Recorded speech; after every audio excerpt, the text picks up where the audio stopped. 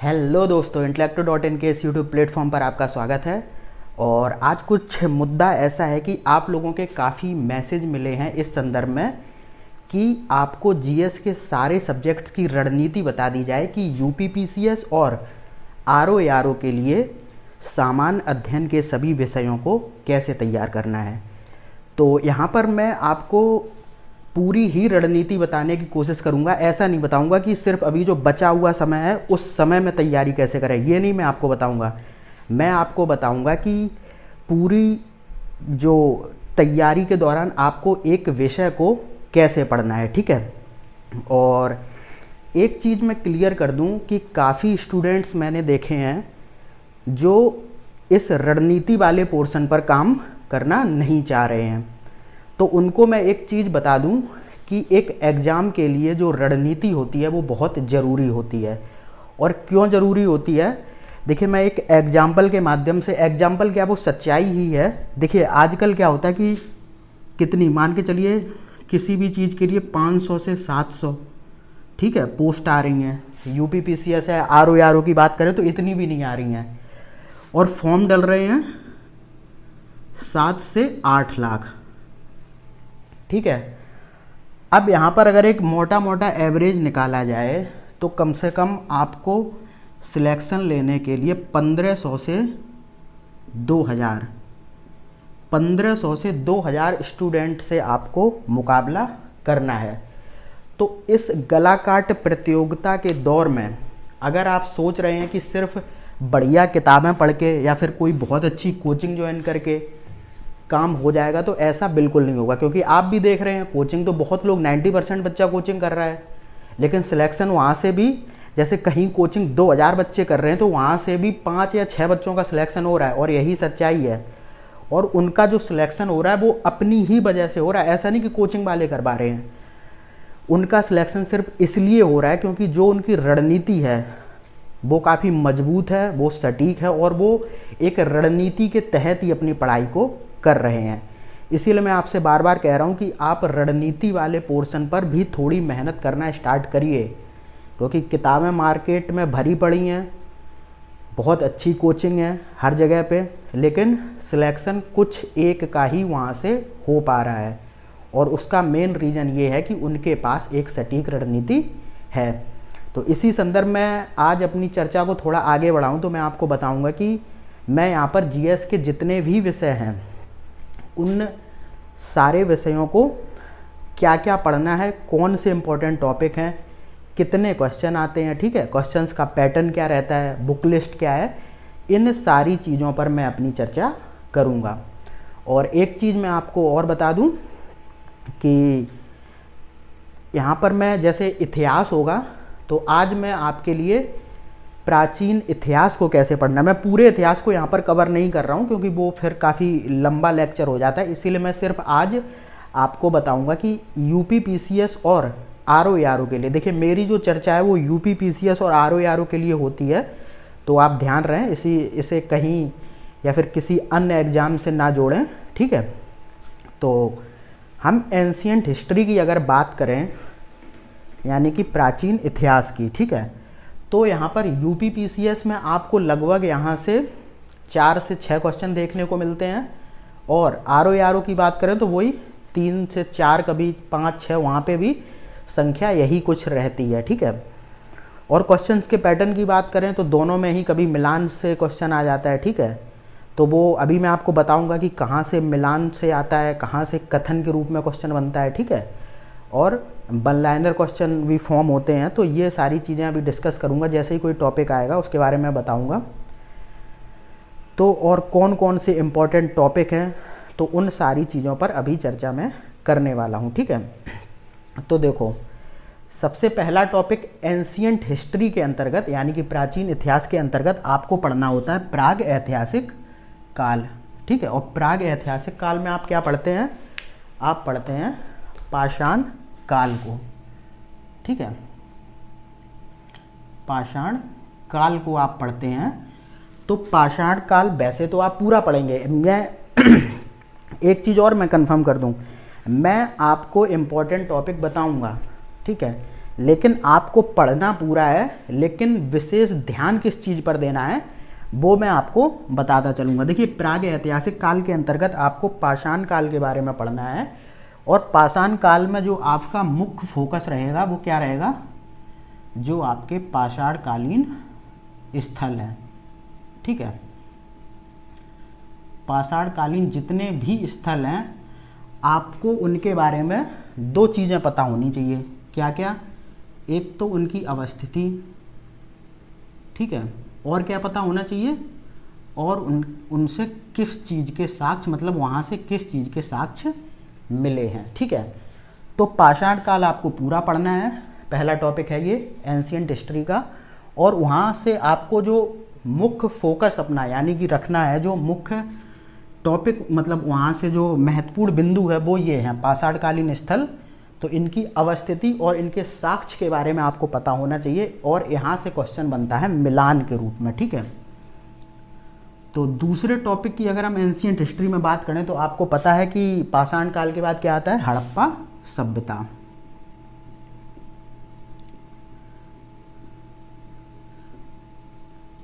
हड़प्पा सभ्यता में आपको पूरा तो पढ़ना ही है, चाहे वो इसकी अवस्थिति हो, चाहे आकार हो, चाहे समाज हो, ठीक है, चाहे लिपि हो, हर चीज़ के बारे में पढ़ना है यहाँ से। और आपको मुख्य फोकस क्या रखना है, जो हड़प्पाई स्थल है।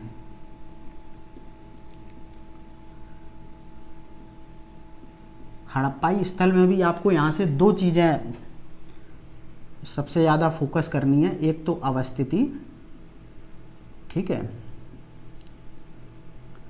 ये ऐसे लिखा जाता है अवस्थिति, ठीक है, और किस चीज़ के साक्ष्य कौन से हड़प्पा स्थल से मिले हैं। तो ये तो हो गया पाषाण काल और हड़प्पा सभ्यता के बारे में।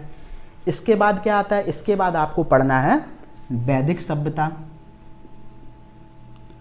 ठीक है। क्या पढ़ना है, वैदिक सभ्यता। तो वैदिक सभ्यता के अंतर्गत आपको पढ़ना तो पूरा है, ठीक है, जितने भी आयाम है वहाँ से वो सारे ही कवर करने हैं, लेकिन यहाँ आपको जो मुख्य फोकस रखना है वो जो रखना है वो है वैदिक ग्रंथ जितने भी हैं। वैदिक ग्रंथ आपको पता ही होंगे, जो वेद हैं, ठीक है, जो वेदों के ब्राह्मण ग्रंथ हैं, उपवेद हैं, वेदांग हैं, ठीक है, इनके ऊपर आपको फोकस करना होगा।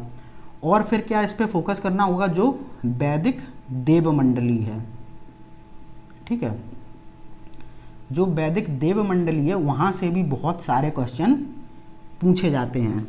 फिर जो यहाँ से तीसरी चीज़ फोकस करनी है वो है वैदिक कालीन शब्दावली। तो यहाँ पर मैं वैदिक शब्दावली लिख देता हूँ, ठीक है। फिर यहाँ से क्वेश्चन बनते हैं, जैसे जौ को वैदिक काल में क्या कहा जाता था, गाय को क्या कहा जाता था, निष्क किसके लिए प्रयुक्त होता था, ये सारे क्वेश्चन बहुत ज़्यादा पूछे गए हैं। तो वैदिक सभ्यता आपको पूरा पढ़ना है, लेकिन आपका जो मुख्य फोकस होगा वो वैदिक ग्रंथ, वैदिक देवमंडली और वैदिक शब्दावली पर होगा। इसके बाद आप क्या देखेंगे कि जो अगला टॉपिक आपका है वो है 6वीं शताब्दी ईसा पूर्व में धार्मिक आंदोलन, और इसके अंतर्गत आप क्या क्या पढ़ेंगे, 6वीं शताब्दी ईसा पूर्व में धार्मिक आंदोलन, ठीक है। तो यहाँ पर आप देखेंगे कि विभिन्न धर्मों का उद्भव होगा, तो उसमें आपको पढ़ना पड़ेगा जैन धर्म, ठीक है, फिर बौद्ध धर्म, और यहाँ पर आपको शैव, वैष्णव, आजीवक, तो इनके बारे में आपको पढ़ना पड़ेगा। अब देखो, एक चीज़ मैं सजेस्ट करूं, यहाँ पर कोई जो फोकस का मुख्य जो इम्पोर्टेंट है यहाँ पर देखा जाए तो ये सारे ही टॉपिक अपने आप में पूरी तरीके से इम्पोर्टेंट है। यहाँ पर आप कुछ भी नहीं छोड़ सकते, क्योंकि जहाँ तक मैंने एनालाइज किया है तो क्वेश्चन यहाँ पर कहीं से भी बन के आ रहा है। तो ऐसा कोई यहाँ पर एक इम्पॉर्टेंट टॉपिक नहीं है कि मैं आपको बता दूं कि नहीं बौद्ध धर्म के अंतर्गत आप इन चीज़ों को पढ़ लीजिए, ठीक है। तो ये जितने भी हैं जैन धर्म, बौद्ध धर्म, ठीक है, शैव धर्म, वैष्णव और आजीवक, इनके बारे में आपको क्या करना है, इनके बारे में आपको पूरा ही पढ़ना है। ठीक है, इसके बाद क्या होगा, इसके बाद आपको पता है महाजनपद काल शुरू हो जाएगा।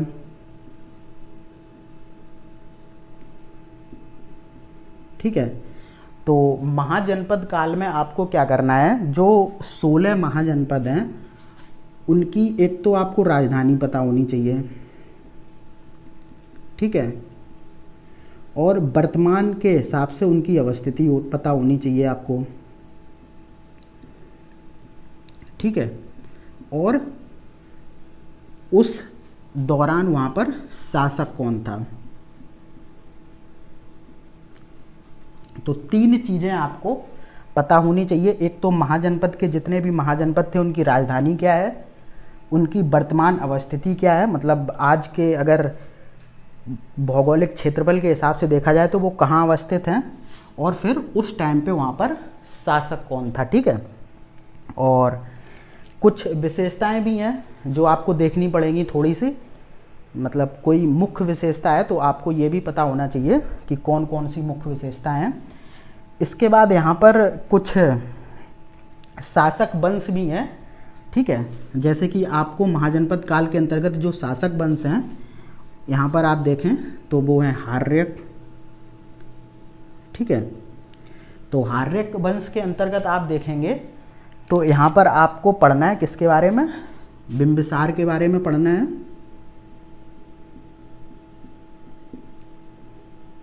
ठीक है, अजात शत्रु के बारे में पढ़ना है और उदयन के बारे में पढ़ना है। ठीक है, 3 ये शासक हार्यक वंश के हैं जिनके विषय में आपको अच्छे से पढ़ना है। उसके बाद महाजनपद काल का एक अगला वंश है शुंग वंश। उसका एक शासक है जिसने इसकी स्थापना की थी, पुष्य मित्र शुंग। इसके विषय में आपको बहुत अच्छे से पढ़ना है। ठीक है, उसके बाद यहाँ पर जो अगला वंश है वो है नंद वंश। नंद वंश में आपको महापद्मानंद के बारे में पढ़ना है। ठीक है, और किसके बारे में पढ़ना है, और आपको पढ़ना है घनानंद के बारे में। तो ये महाजनपद काल के वो वंश हैं जिनके बारे में आपको पढ़ना है। और हार्यक वंश में आपको 3 शासकों के बारे में पढ़ना है, बिंबिसार, अजातशत्रु और उदयन। और फिर अगला वंश जो यहाँ से आएगा वो शुंग वंश होगा। यहाँ पर आपको सिर्फ जो मुख्य फोकस रखना है वो रखना है पुष्यमित्र शुंग पर। ठीक है, उसके बाद क्या करना है, जो नंद वंश है उसके 2 शासकों के बारे में आपको पढ़ना है, कौन सा, महापद्मानंद और घनानंद। ठीक है, इसके बाद आप देखेंगे कि भारत पर विदेशी आक्रमण होगा। तो भारत पर किसका आक्रमण होगा, सिकंदर का आक्रमण, यानी कि यूनानी आक्रमण। तो मैं यहाँ पर सिकंदर का आक्रमण लिख देता हूँ।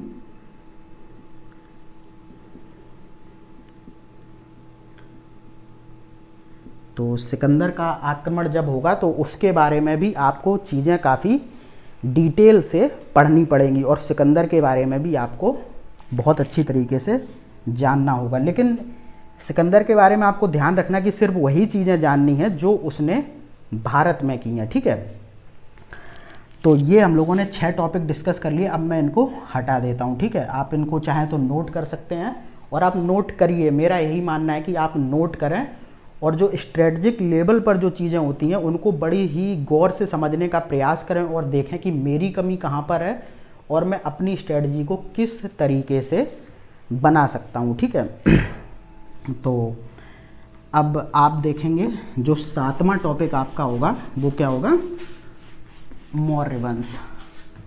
तो जो 7वां टॉपिक है वो क्या है, मौर्य वंश। और देखिए मौर्य वंश या फिर मौर्य काल के बारे में आपको पूरा पढ़ना है, जितने भी शासक थे यहाँ पे। और जो आपको मुख्य फोकस रखना है वो किस पर रखना है, अशोक पर। ठीक है, किस पर रखना है, अशोक पर। और दूसरा जो मुख्य फोकस आप रखेंगे जो अशोक द्वारा उत्कीर्ण कराए गए अभिलेख हैं। ठीक है, अशोक के अभिलेख। तो यहाँ पर जितना मैंने एनालाइज किया है तो देखा है कि अशोक से संबंधित क्वेश्चन और अशोक ने जो अभिलेख उत्कीर्ण कराए थे उनसे बहुत ज़्यादा क्वेश्चन पूछे जाते हैं। ठीक है, तो एक चीज़ ध्यान रखना, मौर्य वंश को पढ़ना पूरा है क्योंकि यहाँ से बहुत ज़्यादा क्वेश्चन एंशिएंट हिस्ट्री के अंतर्गत बनते हैं, लेकिन मुख्य फोकस कहाँ पर रहेगा, अशोक पर और जो अशोक के अभिलेख हैं। उसके बाद देखो क्या होगा कि आपको मौर्योत्तर काल के बारे में पढ़ना है, यानी कि जो मौर्य काल के बाद का काल था मौर्योत्तर काल, उसके बारे में पढ़ना है। और वहाँ से आपको क्या क्या चीज़ें पढ़नी है। देखो मौर्य काल के बाद आप देखेंगे कि कुछ शासकों का उदय होगा।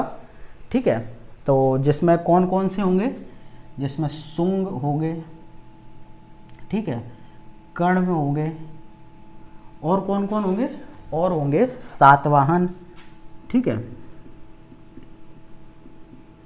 और कौन होंगे, चेदी वंश। ठीक है, तो इन चीज़ों के बारे में आपको पढ़ना है। ठीक है, तो ये 4 वंश हैं। तो एक चीज़ अब यहाँ पर देख लेते हैं कि यहाँ पर तो आपको पुष्यमित्र जो शुंग था उसके बारे में पढ़ना है। ठीक है, और यहाँ पर देखेंगे सातवाहन वंश में आप देखेंगे तो इनका एक बहुत ही प्रसिद्ध शासक था जिसको आप गौतमी पुत्र सातकर्णी के नाम से जानते हैं। गौतमी पुत्र सातकर्णी। ठीक है, और चेदी वंश में जो सबसे प्रसिद्ध शासक था वो कौन था, राजा खारवेल। ठीक है, और कर्ण वंश के बारे में सिर्फ आप इतना समझ लीजिए कि किसने इसकी स्थापना की थी और कौन इसका अंतिम शासक था। बस इतना ही यहाँ से आज तक पूछा गया, बहुत ज़्यादा चीज़ें यहाँ से पूछी नहीं जाती हैं। ठीक है, लेकिन जो बाद बाकी वंश है, शुंग वंश में आपको पुष्यमित्र शुंग के बारे में बहुत अच्छे से पता होना चाहिए। और फिर सातवाहन वंश में आपको गौतमीपुत्र सातकर्णी के बारे में बहुत डिटेल से पढ़ना है। और चेदी वंश में जो राजा खारवेल है उसके बारे में बहुत अच्छे से पढ़ना है। फिर आप देखेंगे कि मौर्योत्तर काल के बाद फिर से भारत पर विदेशी आक्रमण होगा। और सबसे पहले किसका आक्रमण होगा, जो हिंद यवन शासक जिसको आप इंडो ग्रीक के नाम से जानते हैं, उनका आक्रमण होगा। तो फिर उनके बारे में आपको पढ़ना है। और उनका एक हिंद यवक शासक था मिनेंडर। ठीक है, मिनेंडर, उसके बारे में आपको बहुत डिटेल से पढ़ना है। ठीक है, फिर यहीं पर दूसरा आक्रमण किसका होगा, तो फिर शक आक्रमण होगा। ठीक है, और शक का एक शक शासक था एक रुद्रदामन। ठीक है, इसके बारे में बहुत अच्छी तरीके से पढ़ना है। इसके बाद किसका आक्रमण होगा, कुषाणों का। ठीक है, कुषाणों के आक्रमण में आपको पता ही है, कुषाण वंश का जो सबसे शक्तिशाली, सबसे प्रसिद्ध और सबसे प्रतापी जो राजा था वो था कनिष्क। इसके बारे में आपको बहुत डिटेल से पढ़ना है क्योंकि कनिष्क से बहुत ज़्यादा क्वेश्चन पूछे जाते हैं। ठीक है, तो भारत में मौर्योत्तर काल के बाद जैसे ही विदेशी आक्रमण होगा तो सबसे पहले हिंद यवन, ये भी आपसे क्रम पूछा जाता है। तो ये तो चीज़ें जब मैं बाद में जीएस पढ़ाऊँगा, अभी तो हाल फिलहाल मेरे पास इतना टाइम नहीं है कि मैं जीएस के लेक्चर लेके आ सकूँ। तो ये एक आपको देखिए, इतिहास में जो कालखंड है वो बड़ा ज़रूरी होता है। अगर आप एक बार चीज़ों को बड़ी ही अच्छी तरीके से समझ लेंगे कि कब क्या हुआ, तो डेटों को आसान करने में, यानी कि जितने भी वर्ष होते हैं उनको याद करने में बहुत आसानी रहेगी। और क्या रहेगा, चीज़ें आपको पता होंगी। क्योंकि इतिहास में बहुत सारे क्वेश्चन ऐसे बनते हैं जो क्रम से लगाने के लिए चीज़ें आती हैं, कालानुक्रम से लगाइए, ठीक है, या फिर कालानुक्रम से व्यवस्थित कीजिए, ऐसे क्वेश्चन बनते हैं। तब आपको कालखंड की बहुत अच्छी जानकारी होनी चाहिए। तो ऐसी जब भारत पर मौर्योत्तर काल के बाद विदेशी आक्रमण होता है तो फिर हिंद यवन शासक आक्रमण करते हैं, फिर शक शासक करते हैं, फिर करते हैं कुषाण। और हिंद यवन में आपको पढ़ना है मिनेंडर के बारे में। ठीक है, और शकों के संबंध में आपको रुद्रदामन के संदर्भ में पढ़ना है और कुषाणों के संदर्भ में आपको कनिष्क के बारे में पढ़ना है।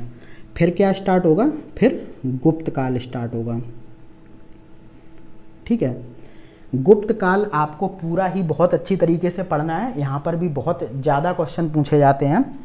और एक चीज़ ध्यान रखना है, यहाँ पर जो आपका मुख्य फोकस रहेगा वो रहेगा चंद्रगुप्त द्वितीय पर, ठीक है। तो यहाँ से एनालाइज करने से मैंने देखा है कि चंद्रगुप्त द्वितीय से बहुत ज़्यादा क्वेश्चन बन के आते हैं, ठीक है।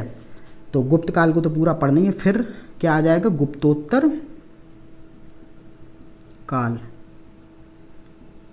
और गुप्तोत्तर काल में आपको सिर्फ एक वंश के बारे में पढ़ना है, वो है वर्धन वंश, ठीक है। और ये ध्यान रखना कि वर्धन वंश में भी आपको सिर्फ हर्षवर्धन के बारे में बहुत अच्छे से पढ़ना है, ठीक है। किसके बारे में, हर्षवर्धन। यहाँ से हर्षवर्धन से बहुत ज़्यादा क्वेश्चन पूछे जाते हैं, ठीक है। इसके बाद देखो क्या आ जाएगा, इसके बाद हम लोग चलेंगे थोड़ा दक्षिण भारत के इतिहास की तरफ।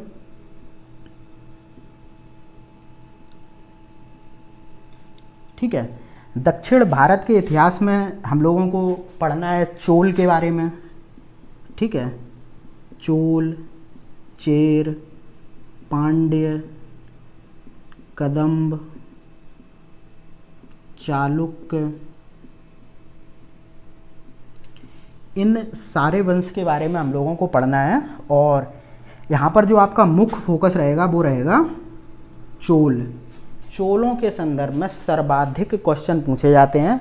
बाद बाकी और जो वहाँ पर राज्य हैं, जो चेर, पांड, कदम, चालुक्य आदि थे, इनके संदर्भ में बस आप इनकी स्थिति को पढ़िए, कौन कौन से मुख्य शासक थे, किसने स्थापना की, ठीक है, किस नदी के किनारे थे, या फिर कौन इनका प्रतापी राजा था, इन सब के संदर्भ में पढ़ लीजिए। लेकिन चोलों के संदर्भ में आपको सारी चीज़ें डिटेल से पढ़नी है, चाहे उनकी सामाजिक व्यवस्था हो चोलों के काल में, चाहे वो धार्मिक व्यवस्था हो, या फिर समाज की स्थिति क्या थी, सारे चीज़ों के बारे में, चोलों का प्रशासन क्या था, इन सारे चीज़ों के बारे में ही आपको पढ़ना है। और जो चोल शासक रहे हैं उनके संदर्भ में भी बहुत ज़्यादा क्वेश्चन आपके यूपी पीसीएस और आरओ में पूछे गए हैं, ठीक है।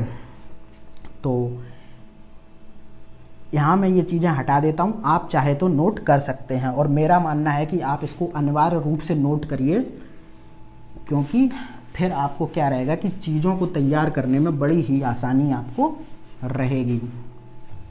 इसके बाद दक्षिण भारत का इतिहास पढ़ लेंगे। और हाँ, दक्षिण भारत के इतिहास के संबंध में एक चीज़ मैं आपको और बता दूँ, आपको संगम साहित्य जो है, ठीक है, संगम साहित्य के बारे में भी बहुत अच्छे से पढ़ना है, ठीक है। यहाँ से क्वेश्चन आपको पता ही होगा कि दक्षिण भारत का जो इतिहास पढ़ते हैं वो हम संगम काल के अंतर्गत पढ़ते हैं, और संगम काल वही है जिसमें कि संगम साहित्य का उद्भव हुआ है, या फिर जिस काल में संगम साहित्य लिखा गया है, ठीक है, तो उसको संगम काल बोलते हैं। और जो उस दौरान का साहित्य है उसे संगम साहित्य बोलते हैं। और संगम साहित्य को आपको बहुत अच्छे से पढ़ना है। और संगम साहित्य में आपको देखो क्या क्या वहाँ से पूछा जाता है कि किसी भी साहित्य की रचना किसने की, वो साहित्य किससे संबंधित है, ठीक है, ये सारी चीज़ें आपसे पूछी जाती हैं। और जो भी संगम गोष्ठी यानी कि जो भी संगम सम्मेलन हुए हैं उनके संदर्भ में भी आपको पता होना चाहिए कि उसकी अध्यक्षता किसने की थी, किसके काल में हुआ था, ठीक है। तो ये सारी चीज़ें आपको पता होनी चाहिए। उसके बाद देखो हम लोग क्या पढ़ेंगे, जो अपना अगला टॉपिक है वो है प्राचीन भारत में स्थापत्य कला। तो स्थापत्य कला में आपको पता ही है कि जो गुफा स्थापत्य, ठीक है, जो स्तूप बनाए गए हैं ये बौद्धकालीन स्थापत्य हैं, गुफा, स्तूप। उसके बाद आप देखेंगे कि मंदिर बनाए गए हैं, ठीक है। तो इन सारे स्थापत्य के संदर्भ में आपको क्या क्या पता होना चाहिए, देखो मैं बता दूं। इन सारे स्थापत्य के संदर्भ में आपको एक तो ये पता होना चाहिए कि इसका निर्माण किसने करवाया है। तो मैं यहाँ पर लिख देता हूँ निर्माण किसने, ठीक है, कब, ठीक है। और यहाँ से एक चीज़ और पूछी जाती है कि ये जो गुफा है या फिर स्तूप है या फिर मंदिर है ये किसको समर्पित है। ठीक है, तो ये चीज़ भी बहुत पूछी जाती है। तो आपको स्थापत्य कला के संदर्भ में गुफा स्थापत्य के बारे में पढ़ना है, ठीक है, स्तूप के बारे में पढ़ना है, मंदिर के बारे में पढ़ना है, ठीक है, और क्या उनसे संबंध में कि इन चीज़ों का निर्माण किसने कराया है, कब कराया है, और ये जो चीज़ें हैं यानी कि ये जो स्थापत्य हैं ये किसको समर्पित हैं। जैसे कोई मंदिर होता है तो भगवान शिव को समर्पित है या फिर विष्णु को समर्पित है, कोई गुफा है तो वो जैन गुफा है, वो बौद्ध गुफा है, ठीक है, या फिर वो गुफा आजीविकों के लिए थी, तो किसको समर्पित करते हुए वह निर्माण कराया गया था। इसके बाद देखो जो अगला टॉपिक है वो आपका क्या है, प्राचीन भारत के जितने भी साहित्यकार थे और उनके द्वारा रचित जो साहित्य थे, फिर इनके बारे में आपको पढ़ना है। तो इनके बारे में आपको क्या क्या पढ़ना है कि रचना किसके द्वारा की गई है। सबसे ज़्यादा यही पूछा जाता है कि कौन से साहित्य की रचना किसके द्वारा। तो रचना किसके द्वारा आपको एक तो ये पता होनी चाहिए, उसके बाद आपको पता होनी चाहिए कि जो भी रचना है उसका संबंध किससे है, ठीक है, या फिर उसमें कौन सी जानकारी दी गई है।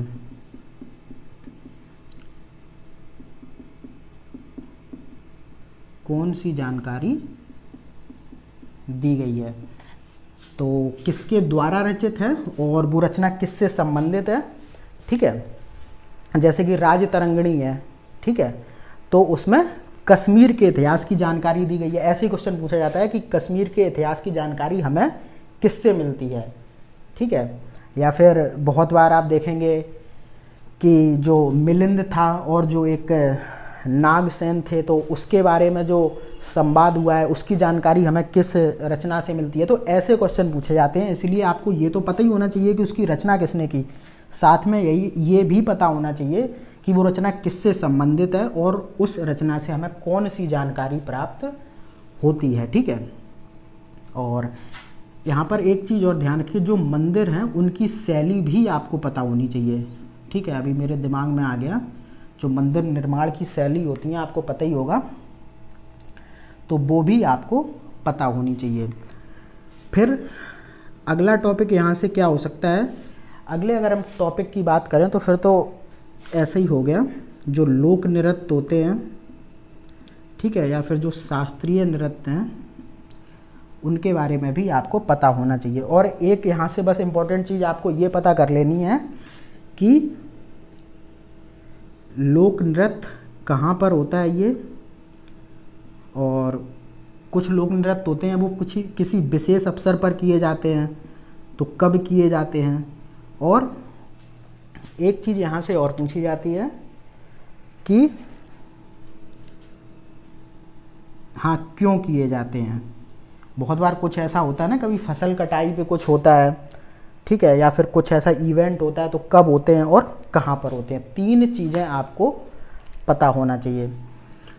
और देखो यहाँ से एक क्वेश्चन और बन सकता है अगर देखा जाए तो, जैसे जो कोई भी साहित्यकार होता था वो किसके दरबार में रहता था, यानी कि उसको किस दरबार का संरक्षण प्राप्त था, तो ये भी आपको पता होना चाहिए। जैसे बहुत से लेखक होते हैं तो वो एक राज्य के आश्रय में रहकर ही कामकाज अपना करते हैं, अपना लेखन कार्य करते हैं, तो आपको ये भी पता होना चाहिए कि कौन सा लेखक या फिर कौन सा साहित्यकार किसके दरबार को सुशोभित करता था, किसके दरबार में रहता था। या फिर एक क्वेश्चन ऐसे बन सकता है कि किसके समकालीन था, यानी कि कौन से शासक के समकालीन था। तो इससे आपको ये भी पता चल जाएगा कि ये रचना कब लिखी गई है, और जिसके समकालीन होगा उसी के राज्य के संबंध में वहाँ पर विवरण होगा, उसी के राज्य के संदर्भ में वहाँ पर जानकारी दी गई होगी। तो ये चीज़ बहुत ज़रूरी है कि कौन सा साहित्यकार किसके समकालीन था, ठीक है। तो ये 15 टॉपिक आपको एंशिएंट हिस्ट्री के अंतर्गत पढ़ने हैं, ठीक है।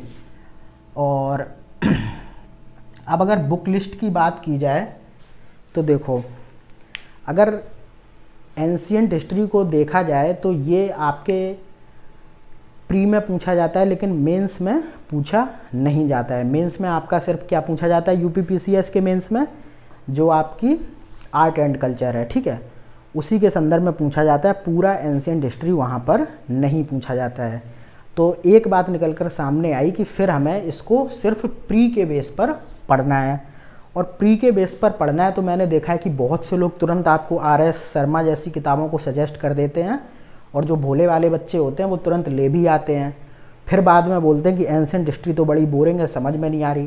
क्योंकि RS शर्मा थोड़ी जो किताब है वो लिखी गई है कॉन्सेप्चुअल लेवल पर, और कॉन्सेप्चुअल लेवल पूछा नहीं जाता है प्री में। प्री में तो आपको फैक्ट देखने को मिलेंगे, तो जितने ज़्यादा फैक्ट कवर हो जाएं वो ज़्यादा सही है।